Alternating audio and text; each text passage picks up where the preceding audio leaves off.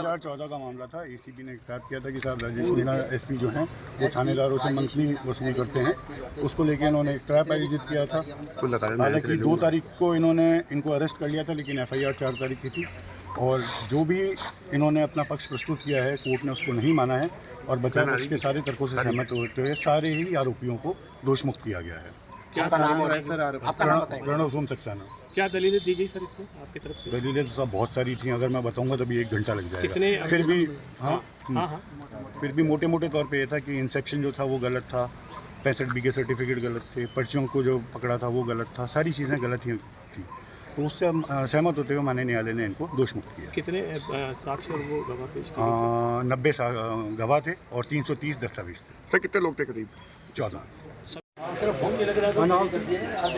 मिथ्या और साक्ष्य विहीन केस हमारे खिलाफ दर्ज करके और इस तरीके से ट्रायल हुई थी। लेकिन शुरू से हमारा विश्वास था न्यायपालिका में कि दूध का दूध और पानी का पानी होगा, और आज वही हुआ है। निसंदेह हम, हमारे साथीगण, हमारे परिवारजन और हमारे हितैषियों ने जो मानसिक यंत्रणा और पीड़ा भांति की भांति इस लंबी अवधि में झेली, वो अवर्णनीय है। आप सब समझ सकते हैं उस चीज़ को। लेकिन मेरा शुरू से मानना था कि सत्य परेशान हो सकता है, पराजित नहीं होगा। न्यायपालिका में, न्याय व्यवस्था में हमारा पूर्ण विश्वास था। मैं मेरी ओर से, हमारे सभी साथियों की ओर से इसके लिए हमारी जो न्यायिक व्यवस्था है उसको नमन करता हूँ, उसका आभार व्यक्त करता हूँ। जय हिंद। जो आज फैसला आया, कितना फैसला आया? 11 साल 7 महीने में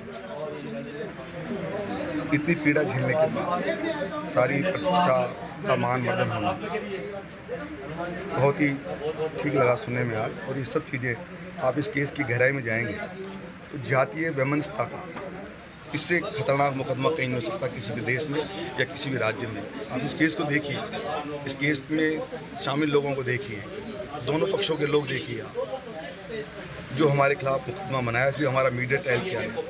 मैं तो मीडिया से बार बार ये आग्रह कर रहा था कि आप इस केस को देखो। ये सामान्य केस नहीं, जिस प्रकार का और भ्रष्टाचार का केस होता है वैसा केस नहीं है।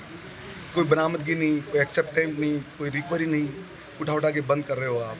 इसमें SC/ST के लिए 6 से 7 लोग SC/ST के लोग हैं सर। एक IG रैंक का अधिकारी जो अपनी 10-12 साल से मेरे इतने सारे प्रमोशन 3 बार रुके पड़े, किस लिए किया गया है? आप इसकी गहराई में जाओ। हमारा तो 12 साल बर्बाद हो गए जीवन के, कुछ समय और बचा है, नौकरी करके चले जाएंगे। लेकिन मेरे ईश्वर से प्रार्थना है ऐसा किसी के साथ नहीं हो। और ये जो न्याय मिला है, न्यायपालिका में हमारा विश्वास था, हमारे संविधान में हमें विश्वास था। संविधान की ताकत, संविधान की बदौलत हमें न्याय मिला। ठीक।